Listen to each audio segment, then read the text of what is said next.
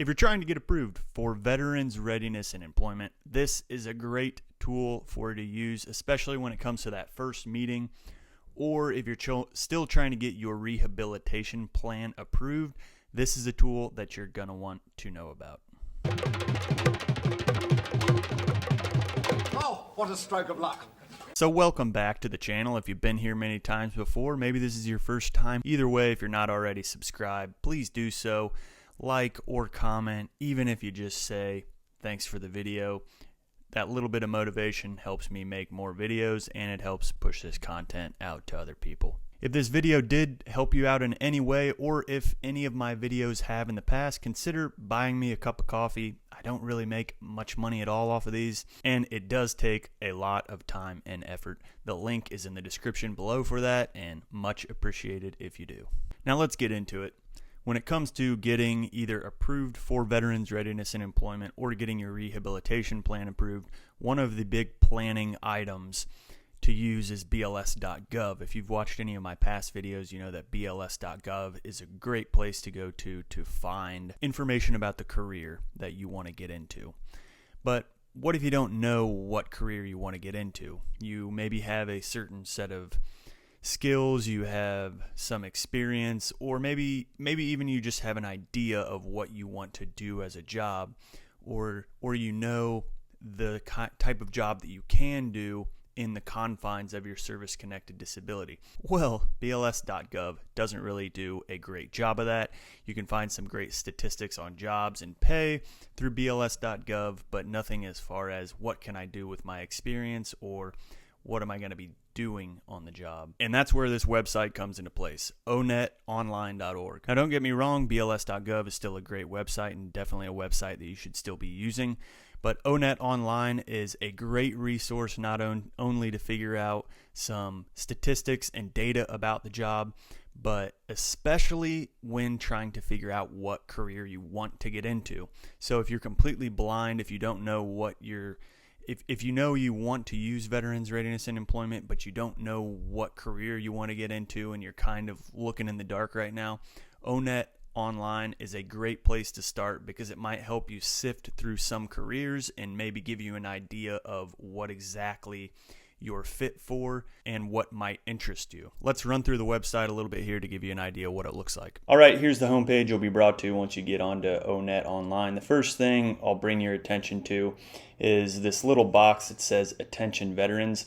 This is a tool you can try to use. Personally, it didn't work that well for me, but you can put in your rating. So I'll put mine in, and then you can press go, and it's supposed to give you careers that use those similar skills and experience.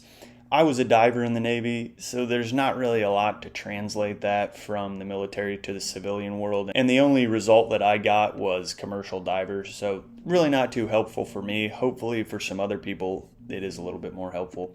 We'll go back to the main page and we'll check out the occupation keyword search here. So we'll just type in dental hygienist. Obviously you can just put in whatever you want here. After you type that in and press the search bar, it's going to come up with a summary of basically all the tasks. So it's going to tell you some of the tasks that you're going to be doing on a day-to-day basis, some potential technology skills that you might need, your work activities, your more detailed work activities, what the context of your work is going to look like. So in the context of dental hygiene, it's going to be indoors.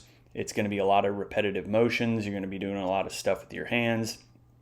So this will be able to give you an idea based on your service-connected disabilities as to, okay, is this job, is this career something I can do based off this work context? As we keep scrolling down, we'll get into experience requirements. So this is going to tell you any sort of experience or training that you might need, and training credentials, which you can search by state. Keep going down, it'll go into more detailed skills, knowledge, any education that you might need for this particular career, any abilities that you might need. So you can see it really gets in depth about the abilities, the skills, the experience, the work context, everything that you're going to need in order to do this job. So it can really give you a very balanced view, a very detailed view of what a career in this field is actually going to look like, so you can decide for yourself, one, am I interested in this? And two, can I do this from, a disability standpoint? And then all the way here at the bottom, it talks about your wages and employment trends, so you can put in your state, your zip code,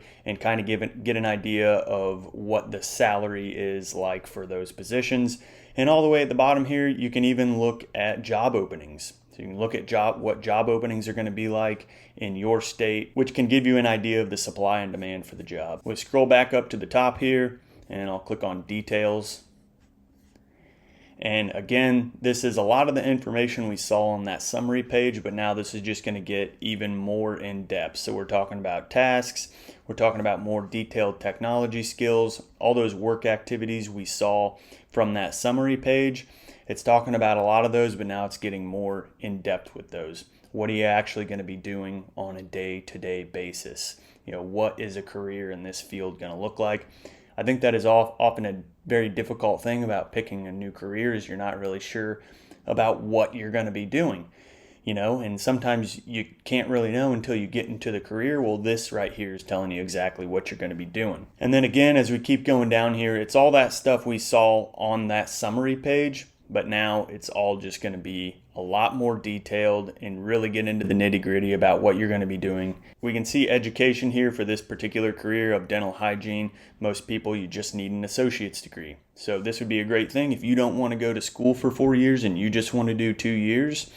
This would be a great career for you to get into, and dental hygienists can make really good money. I think most states, they start off at about $80,000. That's a pretty good salary, especially 2 years out of school.